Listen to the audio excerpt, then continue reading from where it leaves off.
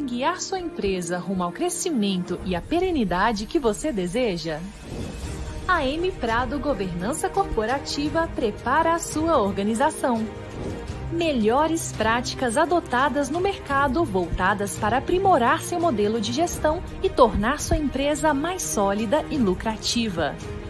Impulsione o valor do seu negócio e ganhe credibilidade com o apoio de consultores seniores com mais de 90 projetos entregues. Nas empresas familiares, a governança torna-se imprescindível diante dos cenários de desavenças e de instabilidade, pois equilibra o crescimento da família com o suporte do crescimento do próprio negócio. Para isto, uma série de ações são implementadas de acordo com cada realidade, incluindo aí o planejamento patrimonial e sucessório. Venha conhecer as soluções da M Prado Governança, personalizadas e adequadas ao seu negócio. Olá, meus amigos e minhas amigas do site Notícias Agrícolas e da M Prado. Estamos aqui para mais um programa Líderes do Agro. O nosso programa tem como propósito maior trazer grandes líderes do agro brasileiro para compartilharem com todos os nossos internautas sua experiência, sua vivência como administrador, como gestor, como líder, para que todos vocês, internautas que nos assistem, possam se sentir motivados, estimulados pelo dinamismo desses profissionais que aqui participam conosco e, ao mesmo tempo, poderem aperfeiçoar seus modelos de gestão e, consequentemente, promover o crescimento dos seus negócios, do agro brasileiro e também do nosso país. E hoje temos aqui um dos maiores líderes do agro brasileiro. Estamos recebendo aqui o grande amigo Irineu da Costa Rodrigues, que é presidente da LAR. A cooperativa LAR é uma das 3 maiores cooperativas do Paraná. É uma cooperativa que foi fundada em 1964, a sede da cooperativa fica em Medianeira. A cooperativa exporta para mais de 80 países, tem mais de 13 mil associados, mais de 25 mil profissionais, colaboradores que trabalham na cooperativa. Portanto, é uma das grandes locomotivas desse agro maravilhoso do Brasil. Irineu, seja bem-vindo. Você está na sua casa, viu? Muito obrigado. Muito obrigado, Marcelo. Um grande abraço a todos. E é um enorme prazer e também uma enorme distinção estar participando de uma edição do teu programa, que tem um alcance enorme e é muito admirado. Portanto, é um prazer enorme estar aqui. Irineu, eu gosto de começar o nosso bate-papo sempre conhecendo em que momento a vida do meu entrevistado cruza com o agronegócio. Então, em que momento da sua vida você se apaixona aí pelo agro? Foi na infância, foi na adolescência, foi já adulto? Em que momento você escolhe o agronegócio como a sua casa, o seu local de trabalho para a vida toda aí?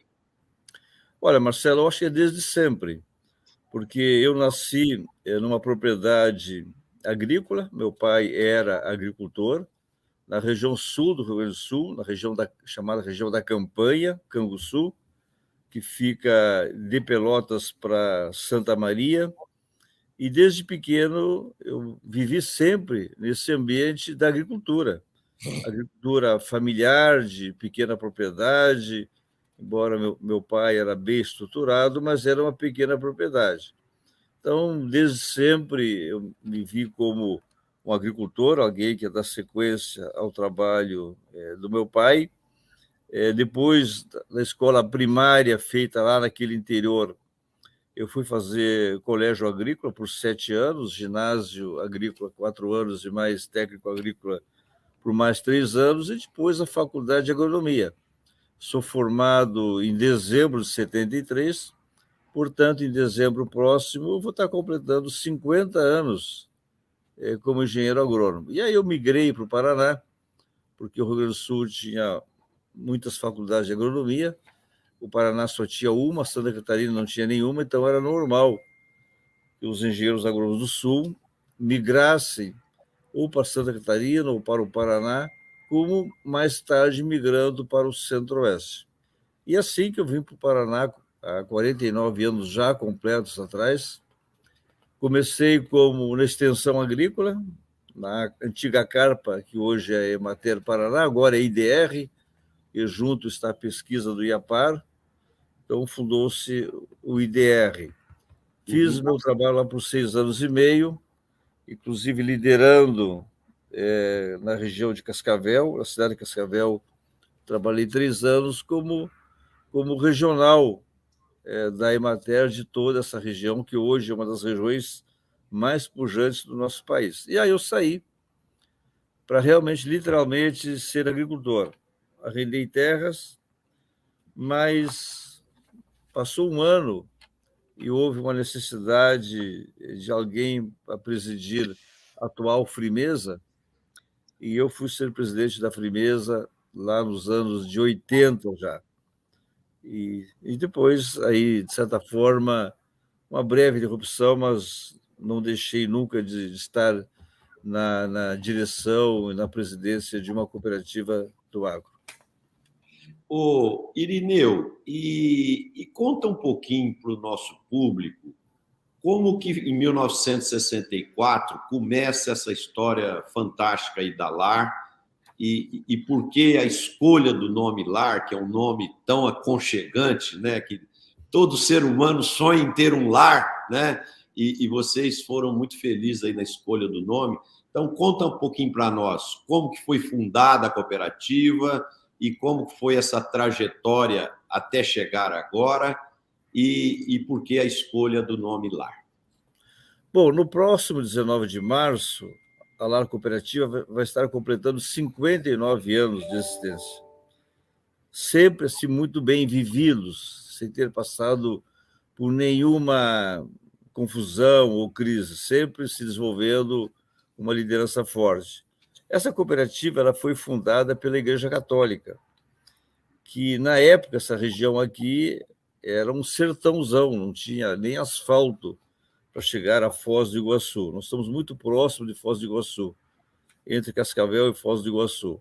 Então a Igreja Católica foi buscar pequenos agricultores do Rio Grande do Sul e Santa Catarina, mas sobretudo do Rio Grande do Sul, para vir para uma nova região, para adquirirem cada um seus 24 hectares ou 10 alqueires paulistas, e na medida em que eles adquiriam uma gleba de terra de uma colônia, como se dizia na época, 24,2 hectares, a Igreja Católica também separava uma parte do pagamento que ele fazia para fundar uma cooperativa. E assim nasceu, podemos dizer, há 60 anos, 62 anos. Nos idos de 64, emergiu essa colonização em 12.100 hectares, que foi doado pelo governador do estado do Paraná da época, e esses agricultores chegaram literalmente assim pequenos. Eles traziam, ora, na boleia de um caminhão, a família, a esposa grávida, crianças, traziam tudo ali, inclusive vaca leiteira, leitões, galinha, para vir para baixo da lona, mas em áreas que eles adquiriram. E assim essa colonização iniciou, e assim se formou a LAR Cooperativa, que tinha naquela época o nome de Comazil, que era o nome da colonizadora que se chamava Cipal, que era uma colonizadora da Igreja Católica. Depois mudou o nome para Cotrefal, porque numa organização do cooperativo do Estado do Paraná, cada cooperativa tinha que ocupar uma determinada área, e aqui a área das Três Fronteiras, por isso Cotrefal. Nesse tempo, se fazia criação de suínos e plantio de milho. Era para desbravar mesmo. E suínos vivos andavam por 1.500 quilômetros para serem vendidos em São Paulo vivos.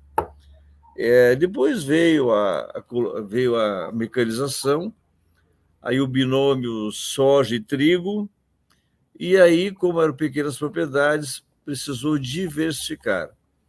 E na diversificação, a LAR, junto com mais 4 cooperativas, adquiriram o complexo Frimeza, que era exemplo da época, da Perdigão, da Sadia, era um grupo que tinha aqui na região.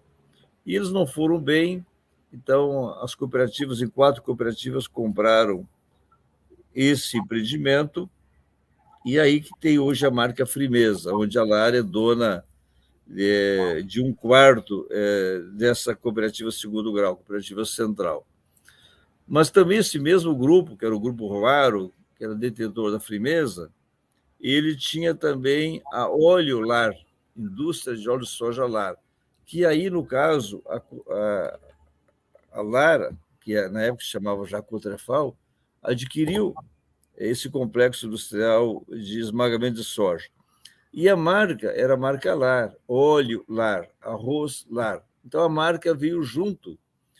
Quando foi lançado, em 1999, já na minha gestão, o projeto avícola, nós tínhamos que definir uma marca, ou o nome da cooperativa, que era Cotrefal, ou a marca LAR, que já usava. E, obviamente, que LAR era já uma marca início de construção, e chamamos o nosso frango com a marca LAR.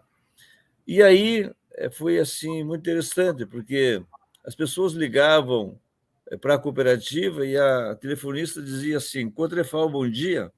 E o pessoal se surpreendia, mas não é da LAR, porque era a marca que já estava sendo conhecida. E aí foi como um passe de mágica, né? Dizer, não, vamos adotar a marca LAR como o nome da cooperativa. E hoje é LAR Cooperativa Agroindustrial, uma marca que está sendo sempre construída, está nos 27 estados da federação, tem produtos com a marca LAR, sobretudo frango. Nós estamos exportando, temos registro de exportação para 87 países, normalmente performamos 40 países em cada momento, e temos Michel Teló e sua esposa, e Tony Garrido e sua esposa, como nossos garotos propaganda. E eu acho que a marca está sendo construída. Com isso, a região evoluiu muito. De 55 agricultores que fundaram a cooperativa, hoje somos 13.100 associados. E já somos mais de 25 mil funcionários, porque nós evoluímos para ter 4 plantas de abate de frango, somos a terceira ou quarta maior companhia do país de abate de frango, abatendo 1.030.000 frangos por dia, e isso é muito intensivo em mão de obra, as plantas frigoríficas. Por isso que nós somos também a cooperativa singular que mais emprega no país.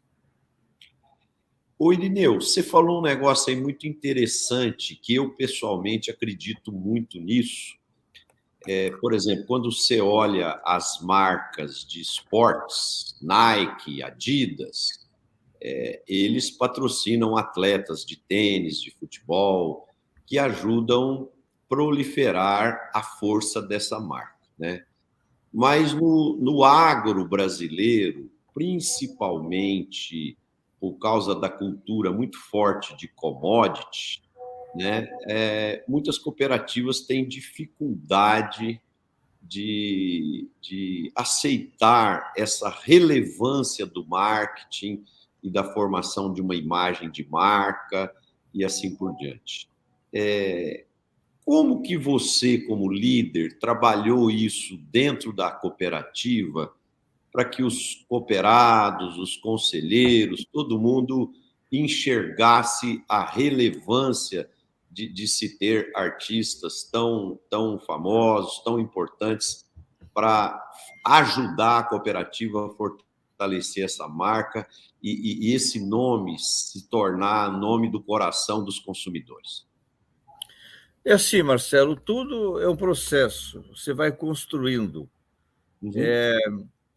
Nós temos uma ligação muito forte com o quadro social, trabalho muito forte com a família associada, com as mulheres, com os jovens, trazendo informação, conhecimento, capacitação, digitalização. Então, essa ligação muito forte que a cooperativa tem cada vez mais com a família associada, isso cria um ambiente assim, de muita confiança. E chegou um momento em que a gente começa a dizer, olha, nós temos que industrializar, nós temos que ir para o mercado, nós somos uma cooperativa, mas nós temos um negócio, nós temos um parque industrial, nós temos uma marca, nós temos que competir. Então, nós vamos ter que ser entendidos que nós temos que usar as mesmas estratégias que as grandes companhias, né, que vão atrás do consumidor, que tem produto para o consumidor final, faz. Então, nós nos espelhamos nas outras companhias. Algumas têm, de fato, um artista famoso que é o embaixador da marca, outros buscam através do esporte, que nem você falou. E como Michel Teló nasceu em Medianeira, e lá atrás os pais deles tinham o início de um abate de frango, bem pequenininho, começando, de certa forma ele se apaixonou pela ideia de ser o garoto propaganda do frango lar, sobretudo, que é a terra onde ele nasceu, onde os pais deles também tinham um início aí de pequeno abate de frango, caseiro, vamos chamar assim. Então foi muito fácil de nós chegarmos até o Michel Teló e de sermos compreendidos, porque é todo um apelo, assim, podemos dizer, de origem familiar, que faz muito sentido. E assim nós trabalhamos um ano com o Michel Teló. O Michel Teló ele é um artista consagrado mais do Sul, podemos dizer assim, no estilo de música mais do Centro-Oeste e do Sul. E precisávamos também ter um artista que tivesse uma outra face, que completasse, mais voltado aí ao reggae. Por isso nós chegamos no Tony Garrido, né? E eu acredito que nós acertamos muito, porque são artistas consagrados, são artistas cuja assim, índole deles todo mundo admira, e eu acho que isso trouxe mais credibilidade, inclusive, para a marca Lar. E ele sabe, Michel Teló sabe da onde que veio o milho que faz a ração, o soja, da onde que veio o frango. Esse apelo, inclusive, ambiental, está muito na nossa presença e ele compreende muito bem isso aí. Eu acho que nós acertamos muito bem e os associados compreenderam que nós somos agricultores, sim, mas que a cooperativa ela é uma ponte entre a propriedade do pequeno agricultor e o consumidor onde estiver. Por mais distante que esteja, por mais exigente que seja, a cooperativa tem que fazer essa ponte. E ela precisa de estratégia comercial, precisa de logística, precisa de muito conhecimento e precisa de marketing também. Eu acho que está muito bem entendido. Muito, muito bacana essa história. Eu acho que eu espero que ela possa inspirar muitos empresários e dirigentes de cooperativas que estão nos assistindo, porque eu, uma ocasião, participando como conselheiro externo de uma cooperativa de leite, eu comentei com eles que, à medida que eles decidissem a ter produtos de varejo, eles precisariam contratar alguns garotos propaganda, né? Ou esportistas, artistas, cantores, influenciadores digitais, e também que o pessoal da área comercial tivesse liberdade para fazer o que você disse, o que as outras grandes empresas fazem, na busca de relacionamento. Por exemplo, às vezes está lá em São Paulo, sai para jantar com um grande cliente, vai num restaurante bacana, toma um bom vinho e vai trazer a conta para a cooperativa pagar, né? E isso eu comentando no conselho. E aí um conselheiro virou e falou, se um cara da área comercial fizer isso aqui na cooperativa, ele vai ser demitido, né? Aí eu disse para ele, falei, bom, então esse tipo de reação mostra, nós não estamos falando aqui nada que não seja ético, nada que não seja correto. Só que são práticas de mercado que quando você resolve ter uma marca de varejo que seja percebida pelo mercado, você tem que jogar o jogo que é jogado no mercado. Por exemplo, nós saímos do jogo do commodity, né? Da soja, do leite resfriado, do milho, e vamos entrar num mercado de varejo onde marcas são valorizadas e precisa desse suporte, né? Então, naquele momento eu percebi uma resistência muito grande. Nós aqui somos muito entendidos pelos nossos associados, famílias associadas, que esse é o trabalho que tem que ser feito. O Brasil é líder em alimentos, a maior plataforma do mundo, talvez deva ser, no fornecimento de alimentos para o mundo todo. E o Brasil tem grandes companhias estrangeiras que estão aqui fazendo esse trabalho, mas também tem muitas empresas brasileiras que souberam se posicionar fortemente, concorrendo, e estão no mundo todo. Então, a LAR não é diferente. A LAR ela tem que estar nesse clube, jogar o jogo. Se nós temos que contratar um show por determinada finalidade, nós não vemos o porquê não fazê-lo. Se nós tivéssemos que convidar um cliente nosso importante e pagar um vinho, não tem por que não fazer, né? Agora mesmo, eu acho que é bem oportuno se falarmos que domingo começa uma feira em Dubai de alimentos.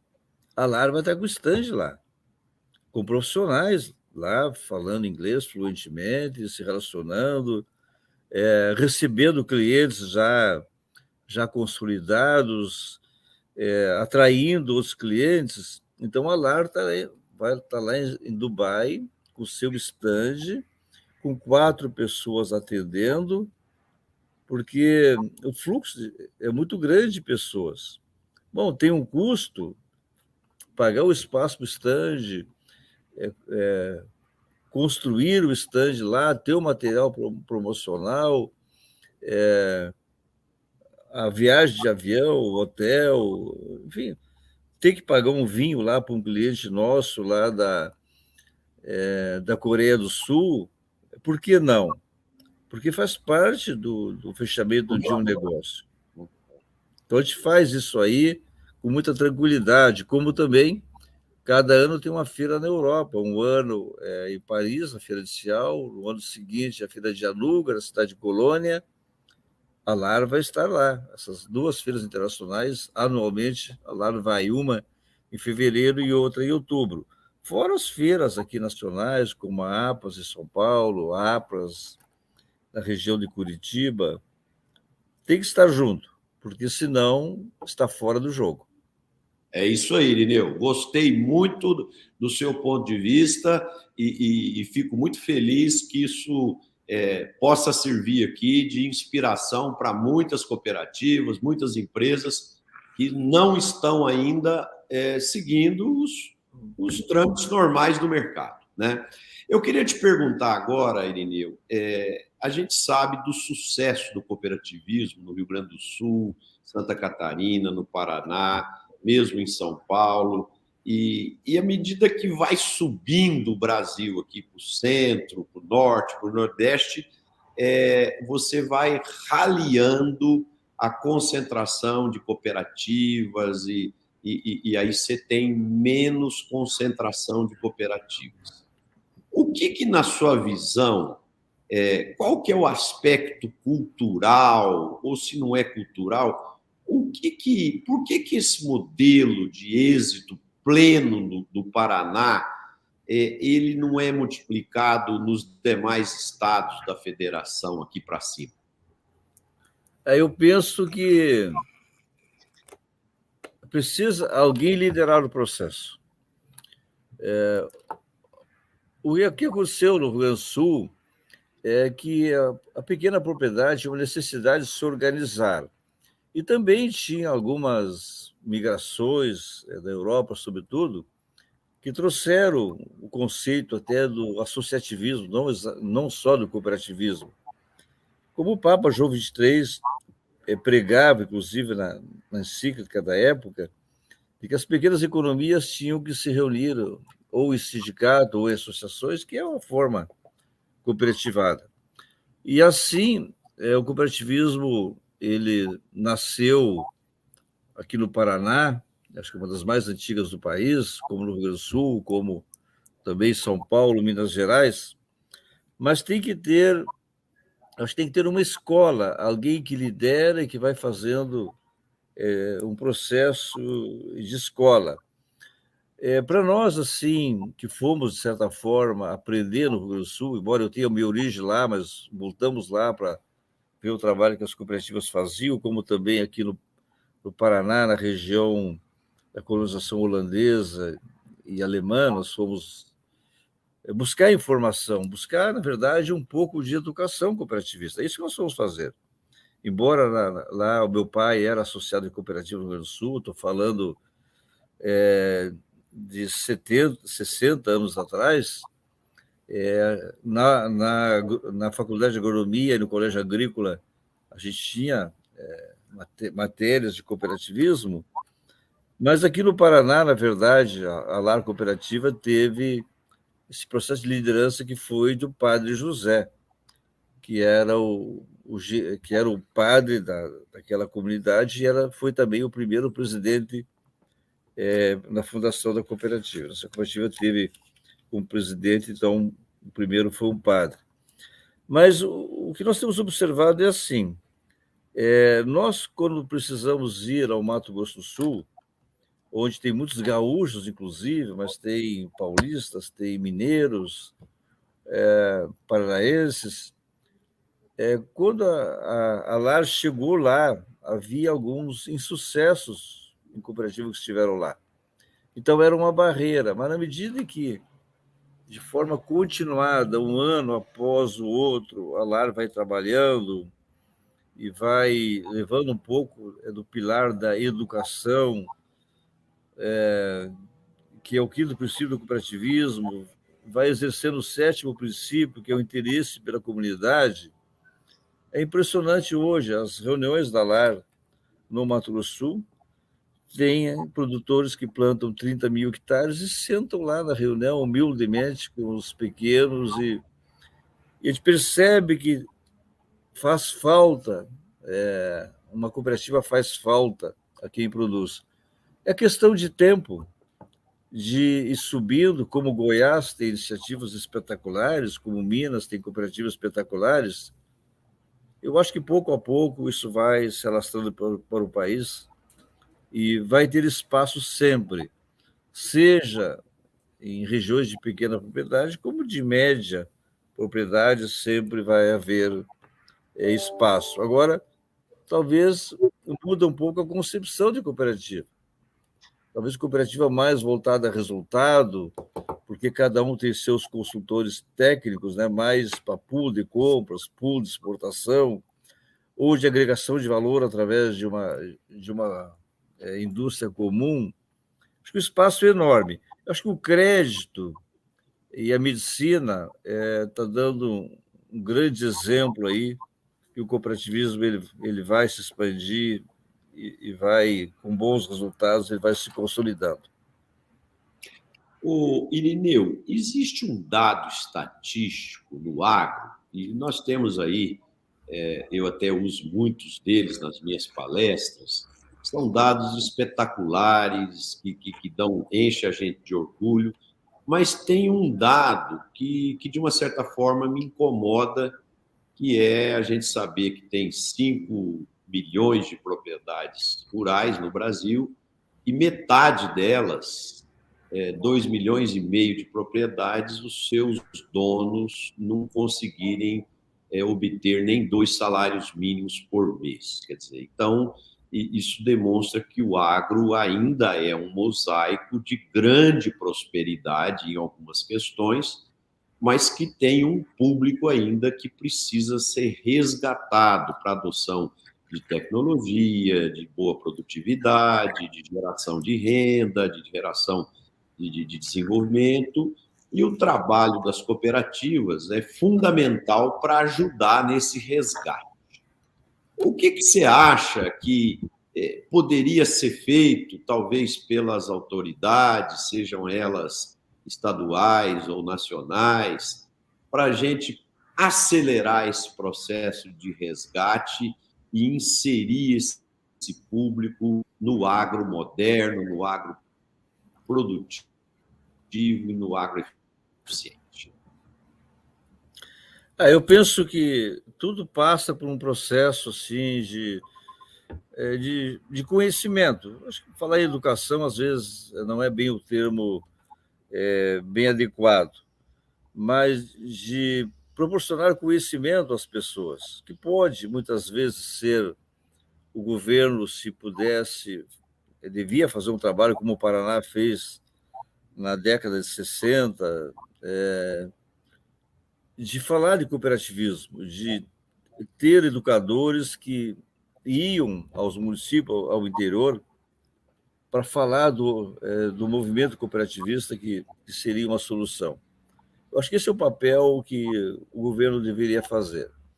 O outro é proporcionar intercâmbios. Algumas regiões serem visitadas para mostrar aqueles bons exemplos que deram certo, porque isso aí não é receita de bolo, né, Marcelo? Você fala um processo de geração de conhecimento ou de educação, não é receita de bolo, porque a nossa cabeça ela é aberta, tem que ser aberta, né? Então, quando a gente tem conhecimento, a gente adapta uma cooperativa ou uma estratégia àquela região. O Brasil é muito diferente, um país continental, né? Mesmo o Rio Grande do Sul, aquela região onde eu nasci, que tenho lá meus irmãos, chamada região da Campanha, é uma região que ela patina um pouco. E as cooperativas lá não tiveram muito sucesso. Já a região mais norte do estado já teve alguns insucessos, mas está se renovando aí numa base muito mais profissional. Eu acho que é um pouco por aí que deveria acontecer. De capacitar, eu acho que teria que descobrir talentos, líderes, investir nessas pessoas para que eles encontrem o caminho na sua atividade econômica, porque para tudo tem que ter uma atividade econômica que viabilize a formação de uma cooperativa, né? Ela tem que preencher uma necessidade do associado. Eu acho que quando a necessidade do associado são preenchidas, a cooperativa fica cada vez mais vitalizada, né?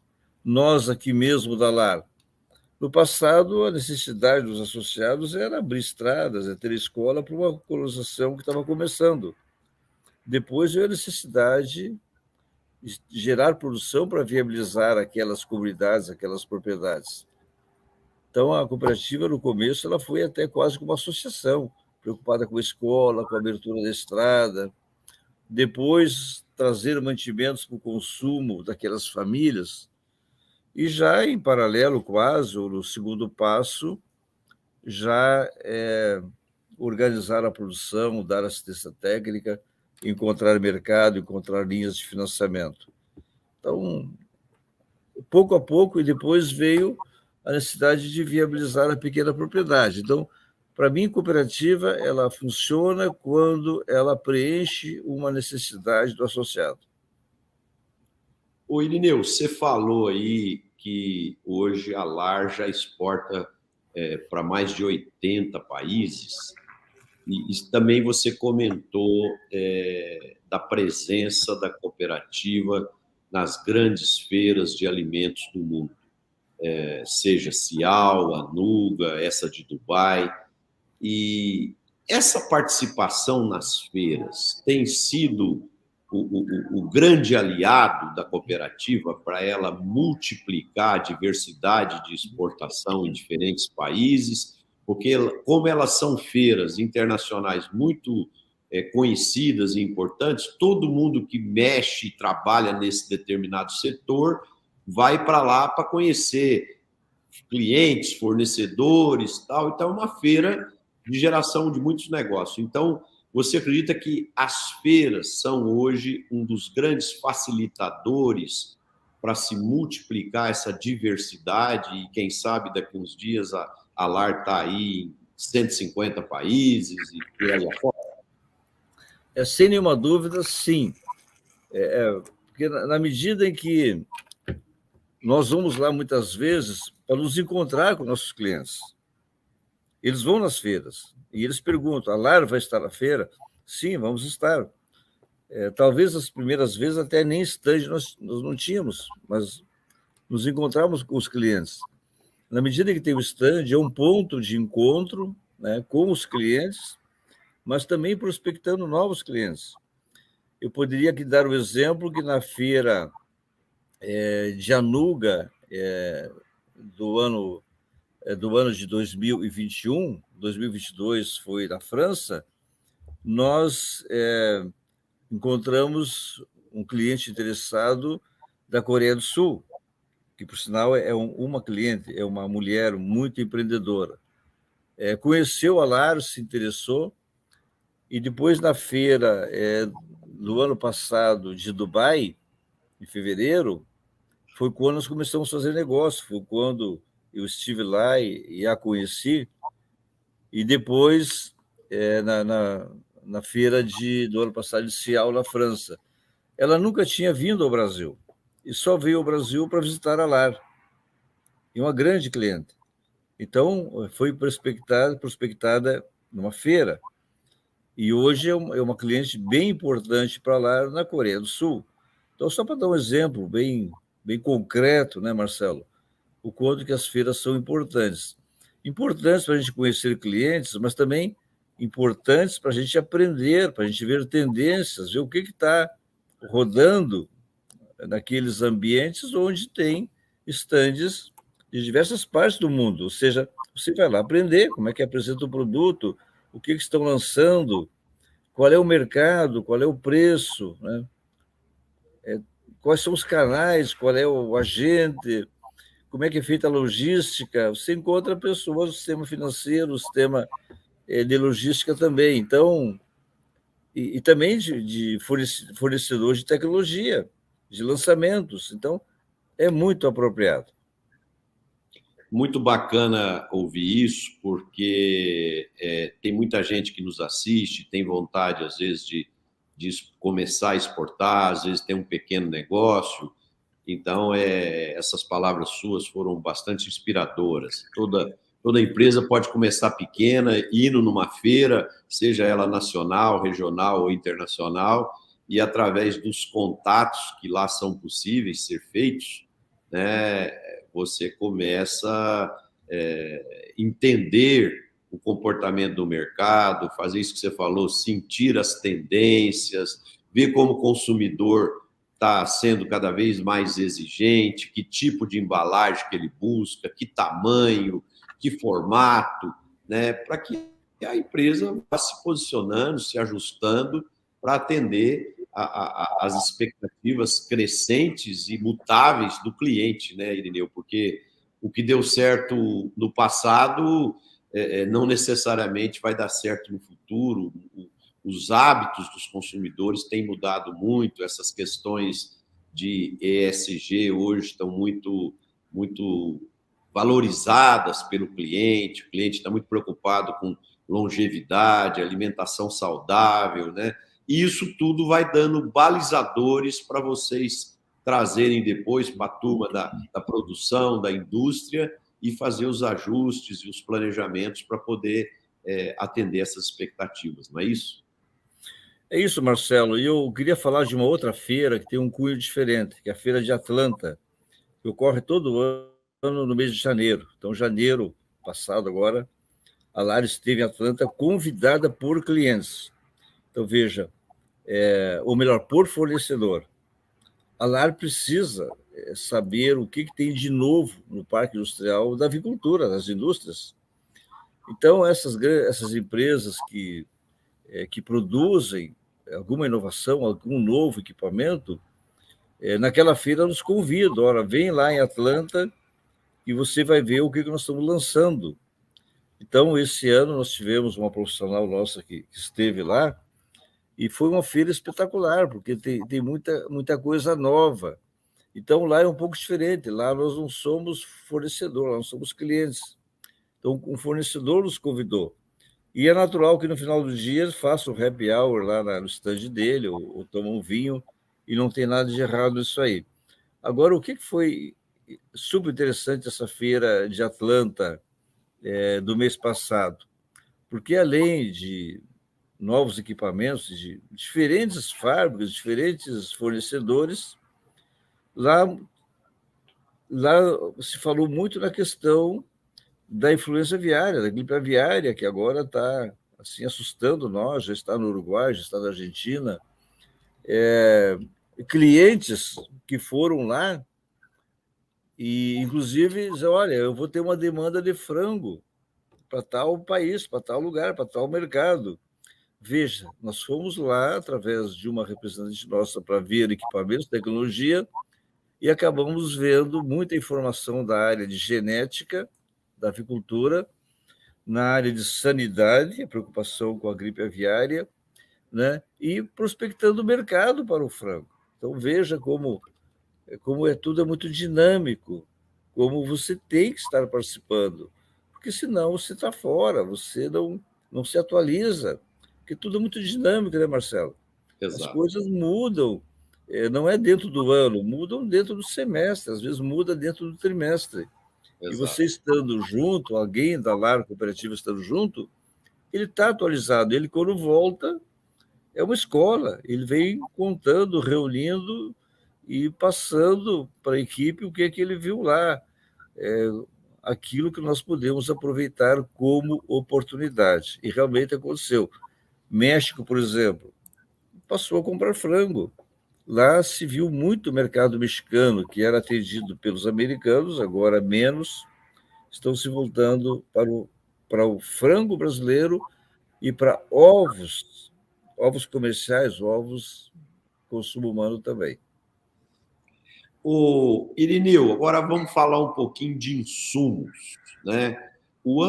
Cada ano é um ano diferente, né? O ano passado, as questões da pandemia, da guerra do leste europeu, começou um processo acentuado de elevação dos custos dos fertilizantes, dos defensivos, e quem estava super estocado se beneficiou bastante disso e teve até uma rentabilidade superior, né? Por outro lado, uma série de coisas no mercado aconteceram e os preços, a partir do final do ano e no início desse ano, tiveram uma redução nos fertilizantes, nos insumos, e isso pegou muitas empresas no contrapé, né? E até porque também o preço das commodities não subiu tanto quanto os agricultores esperavam, e eles foram retardando as suas vendas, e ao retardar suas vendas, eles começaram a comprar da mão para a boca, né? Assim, aquela compra no último minuto mesmo, vai usar amanhã, compra hoje. E isso criou dificuldades para o planejamento, para a execução dos negócios dentro do setor agro como um todo. Como é que você está vendo as perspectivas do mercado de insumos aí para 2023, 2024? Eu acho que voltou ao que era antes do período pandêmico. De fato, com a pandemia, muitas cadeias produtivas foram desestruturadas, como dos defensivos agrícolas da China, sobretudo com os lockdown. E aí até se temia muito que faltariam aí algumas ingredientes para formular defensivos agrícolas, enfim, outros produtos também, mas vamos ficar no agro. E isso fez com que houve uma certa corrida para se comprar, formar algum estoque, o preço subiu muito. Estou falando de defensivos agrícolas em função da época pandêmica, né? Depois veio a guerra na Ucrânia e, da mesma forma, a questão de fertilizantes, onde também até se temia que ia faltar fertilizantes. Então, subiu muito. E, realmente, tem empresas, não é o caso da LAR, que comprou na alta, vamos pegar fertilizantes, que é o mais recente, e com custo alto, é só olhar alguns balanços, você vê que machucou algumas companhias. Compraram fertilizante num preço muito alto, depois chegou muito fertilizante, a oferta se regularizou, e aí o preço caiu, né? Também a questão da logística, né, Marcelo? A questão da logística é bem emblemática também. Subiu muito o frete marítimo, agora está normalizando. Exato. Só que você contrata frete marítimo para 3 meses, ou seja, o que a LAR está pagando pelo frete para levar o seu frango hoje, ainda é um frete negociado em dezembro.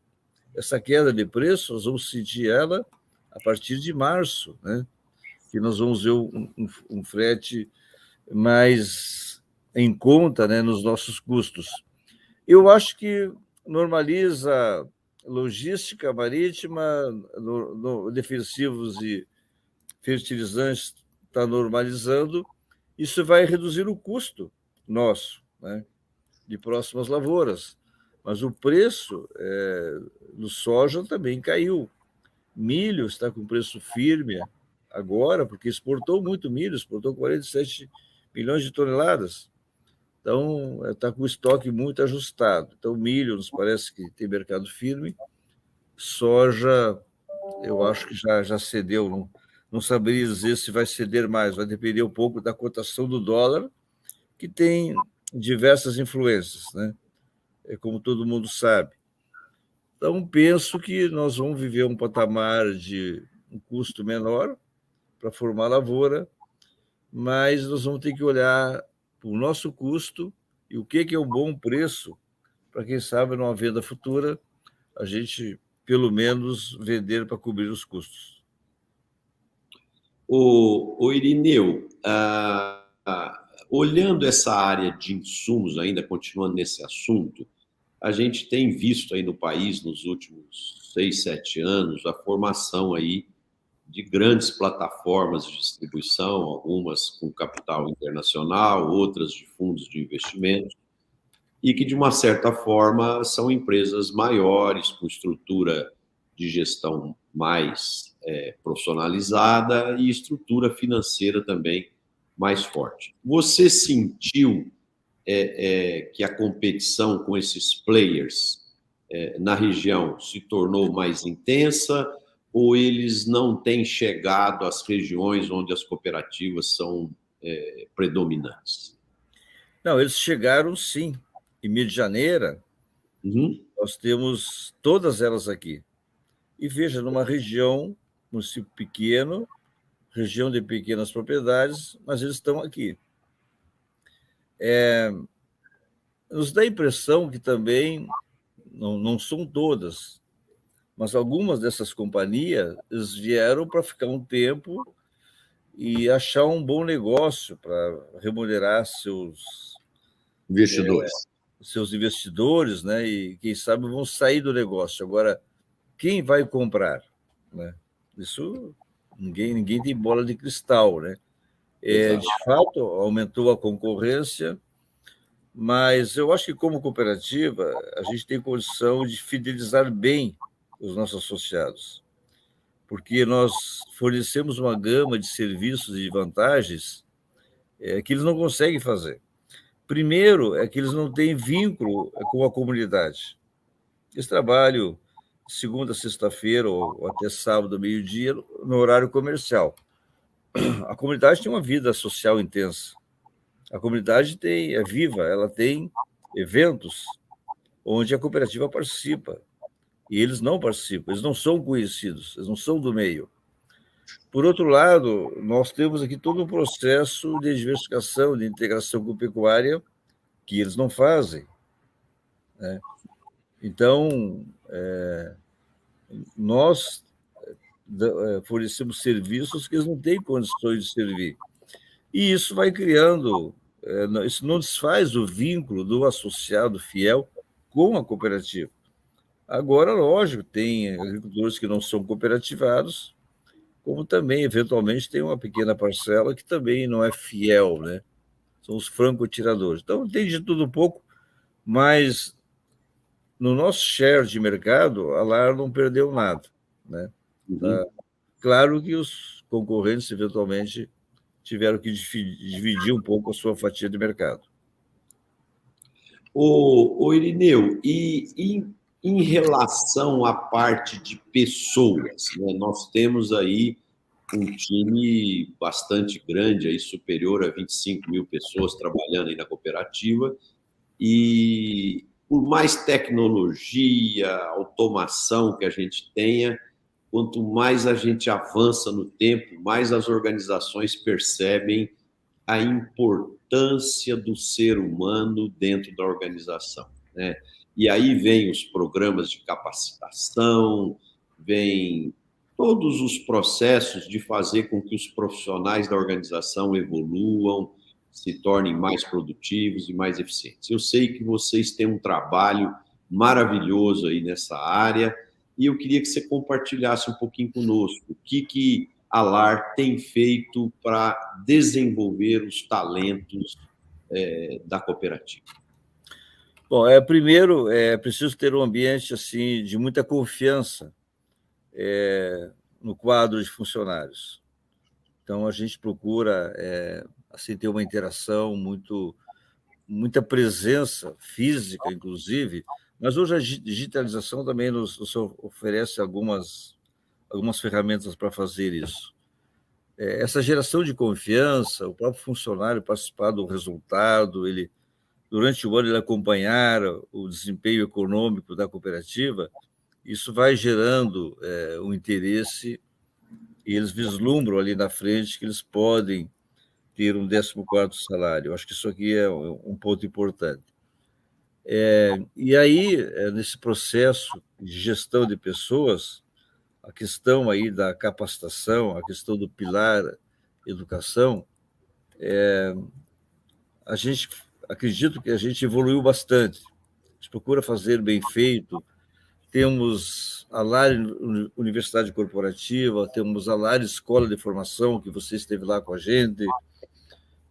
Nós temos, sob o guarda-chuva do programa de inovação, programas de ideias, de melhoria contínua, onde todo ano fazemos 2 eventos, em cada um desses eventos, vamos pegar programas de ideias, ter 1.500 funcionários participando, estudo junto, no sistema Cumbuca, para ver aquilo que eles aprenderam em livros, né, com alguma orientação, o que pode gerar uma boa ideia que faz sentido para a cooperativa melhorar o seu resultado.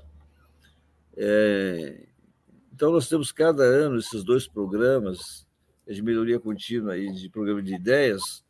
Fazemos encontros aí com 1.200, 1.500 funcionários, para a gente conhecer as ideias e premiar também, e tem sido assim, espetacular. Agora, o que é mais importante é que a gente passa a conhecer o quadro e adotar mecanismos para ver quem tem potencial, né, para ser desenvolvido, que é a busca, a descoberta de talentos. E na medida em que a gente tem esse conhecimento e descobre os talentos, bom, aí você tem que trazer eles para cursos diferenciados, né? E desenvolver. Agora, tudo bem, você desenvolveu. Aí você tem que ter alguma coisa para reter esse talento, né? Como uma cooperativa que está em franco crescimento, surgem muitas oportunidades de cargos de liderança. E é com esse público que nós vamos buscar as pessoas, né, capacitadas, treinadas para ocupar esses cargos. Então, é uma série de trabalhos que a LAR faz durante o ano que nós vamos conhecendo o nosso quadro, descobrindo talentos, desenvolvendo talentos e retendo também.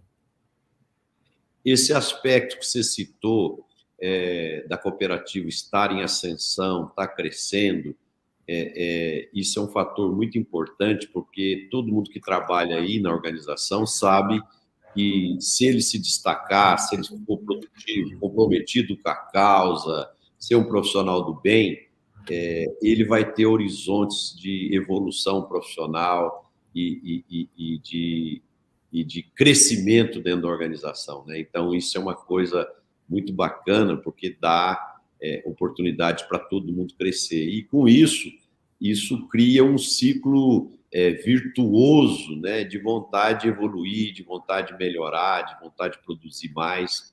E isso, tanto o profissional quanto a cooperativa ganham com isso. O Irineu, o papo, quando é bom, né, o tempo vai voando muito rápido, e eu teria aqui mais 30, 40 perguntas para fazer para você, e o conteúdo que você tem, a sua lucidez, sua inteligência é muito grande, e com certeza espero que em um futuro próximo aqui a gente volte a bater esse papo aqui, mas nós estamos já caminhando para o final, e eu gosto de, no final do programa, conhecer um pouco mais do lado humano do meu entrevistado. Então, eu queria que você compartilhasse um pouquinho conosco como que o Irineu, nos momentos de lazer, nos finais de semana, o que você gosta de fazer para desestressar, esquecer um pouquinho os compromissos do trabalho? Você tem algum hobby, algum esporte, algum tipo de coisa que você se distrai? Compartilhe aí conosco, por favor.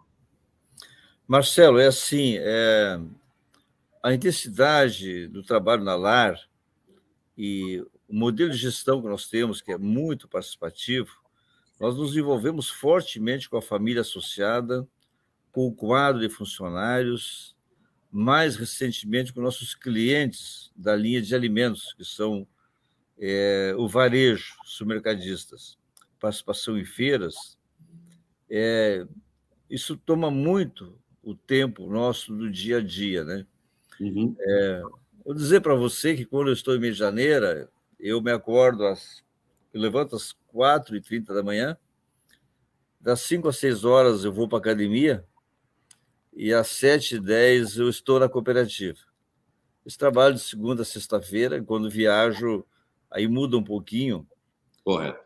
Mas também uma atenção à questão física, sem dúvida, porque aí você melhora a cabeça também, né? Exato. Dá uma oxigenada. Sempre sobra algum trabalho para a noite, não tem como escapar. Como agora o Jornal Nacional ficou muito chato, né? Então, quando ele entra no ar, a gente desliga o Jornal Nacional. Aí conclui as tarefas do dia, as pendências que ficaram, os retornos de e-mail, de mensagem, de WhatsApp. Então, não tem jeito, de segunda a sexta-feira é assim. Quando eu estou em Medianeira, o meu sábado, eu gosto muito de ficar em casa, né? De também terminar alguns trabalhos, de receber algumas pessoas que, normalmente, sábado de manhã, principalmente, gosto de, às vezes, conversar um pouco, mas eu vou caminhar, uma caminhada, um pouco, digamos assim, na piscina, no verão, mas planejar leitura, alguma viagem de curta duração, aí, às vezes um feriado, gosto de fazer, aí é lazer mesmo. Isso mais recentemente, que eu não tinha muito esse hábito. E férias, são 2 semanas, aí eu vou para a praia, eu gosto muito da praia. Então, eu diria que um pouco de praia, um pouco de curtas viagens, leituras, e alguma partida de futebol, assistir a televisão, mas não sou de ficar na televisão, não. Eu diria que Meus hobbies não passam disso aí, e lógico, quando possível, curtir os netos, né? Curtir filhos, isso aí faz parte. Mas não é tão frequente, porque não moro em Rio de Janeiro, então a distância impede um pouquinho. Mas tem muita coisa, precisamos continuamente estar estudando, né, Marcelo? Não tem como a gente não continuar estudando. Então, isso aí me toma um certo tempo, assuntos técnicos de ordem econômica, mas eu gosto de outras leituras também, bem variadas. É isso. Bacana. E um bom chimarrão, estou com a cuia na mão. O Irineu, eu achei bacana aí o das 5 às 6 na academia, viu? Isso aí é fundamental. Eu também faço isso, não tão cedo quanto você, mas faço das 7 às 8 e corro meus 10 quilômetros todos os dias, porque é isso que você também disse, é importante você cuidar do físico, e ao cuidar do físico, você está cuidando da mente simultaneamente, né? Então, isso te dá condição de energia para você passar um dia de trabalho bastante lúcido, com bastante entusiasmo, né, e força interior. Irineu, eu queria que você deixasse agora, para a gente finalizar, uma mensagem para o nosso público, né, que está aí começo de ano, desafios aí pela frente. A gente sabe que a economia está em processo de desaceleração, né? Então, eu queria que você deixasse, como grande líder que você é, uma mensagem positiva aí para os nossos empreendedores, para quem está nos assistindo. Como é que vai ser aí o 2023? Bom, eu sou otimista por natureza.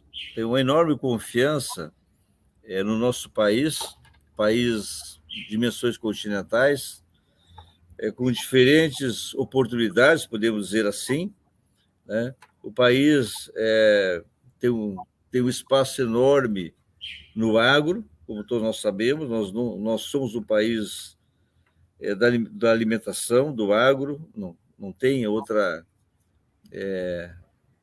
Só que nós temos que saber comunicar isso aí. Então, quem tem um país com as condições naturais que temos, favoráveis, de clima, de solo, diferentes regiões, com as pessoas que temos no nosso país, né, em todas as regiões, com enorme mercado interno que precisa ser melhor desenvolvido, com mais rendas a ser distribuída, nós não tem como nós não termos entusiasmo por aquilo que fazemos, né?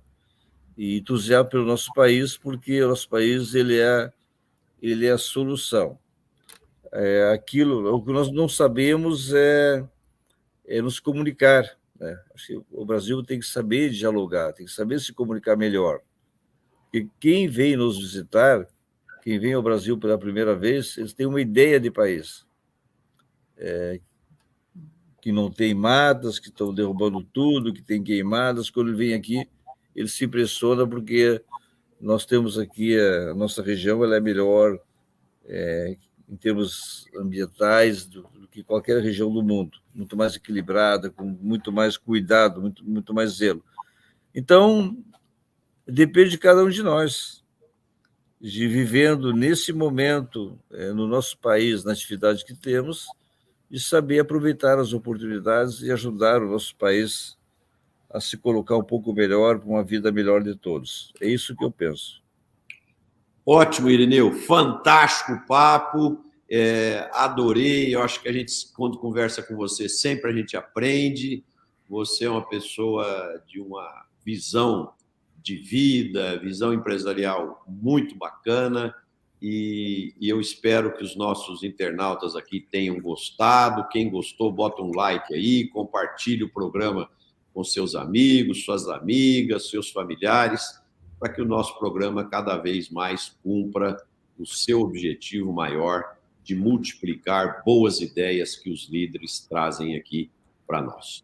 Obrigado aí pelo seu tempo, obrigado aí pela presença e queria agradecer a nossa audiência, agradecer aqueles que vão nos assistir depois nas nossas plataformas aí do YouTube, e a gente se vê novamente na próxima quinta-feira com mais um programa Líderes do Agro. Um abraço a todos, uma boa noite, e a gente se vê semana que vem. Até mais.